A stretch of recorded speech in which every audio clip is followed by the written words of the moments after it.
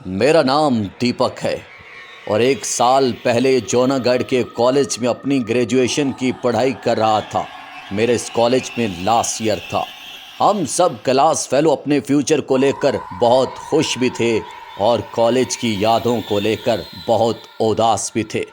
جو دن گزر رہے تھے میری ایک کلاس میٹ کا بیہیویئر پوری کلاس سے عجیب سا ہوتا جا رہا تھا۔ اگر کوئی اس سے بات کرتا تھا تو وہ شدید غصے سے اس کی طرف دیکھتی تھی اور ایک دفعہ تو اس نے اپنی ایک دوست سے جھگڑا بھی کر لیا تھا۔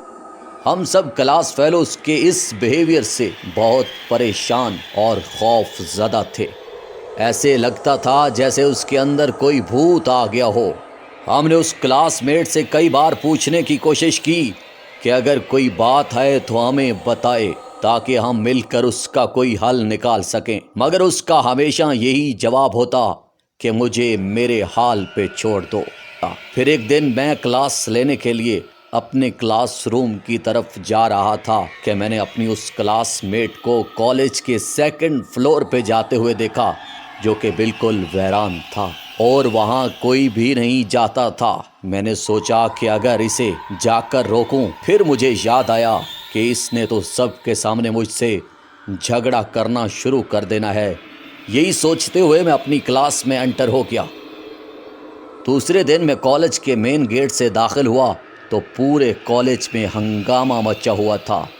بچے ادھر ادھر بھاگ رہے تھے اور کالج کے پرنسپل بچوں کو سکون سے رہنے کا بول رہے تھے۔ اچانک مجھے میرا کلاس فیلو ملا تو میں نے گھبرا کر اس سے پوچھا کہ کیا ہوا ہے، کالج میں اتنا ہنگامہ کیوں مچا ہوا ہے، کیا ماجرا ہے؟ اس نے ڈرتے ہوئے لہجے میں مجھے بتایا کہ اپنی وہ کلاس میٹ جو پچھلے کچھ دن سے عجیب حرکتیں کر رہی تھی، آج اس نے کالج کے ایک اسٹوڈنٹ کو جان سے مار ڈالا ہے۔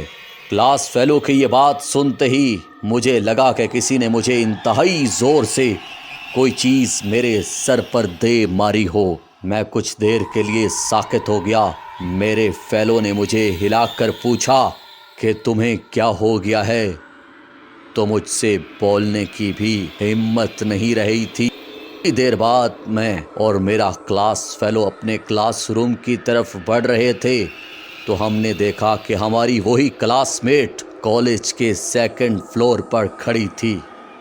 اس کے سارے کپڑے خون سے آلودہ تھے اور اس کے ہاتھ میں خنجر بھی تھا۔ وہ دوسری منزل سے چھلانگ لگانے والی تھی۔ میں اور میرے فیلوز چیختے ہوئے اسے کہہ رہے تھے کہ پلیز ایسا مت کرو، مگر اگلے ہی لمحے اس نے دوسری منزل سے چھلانگ لگا کر اپنی جان خود ہی لے لی۔ مزید ایسی ریئل ہارر سٹوریز کے لیے ہمارے چینل ہارر سٹوریز کی دنیا کو سبسکرائب کیجیے گا، لائک کیجیے گا۔ Thanks for watching.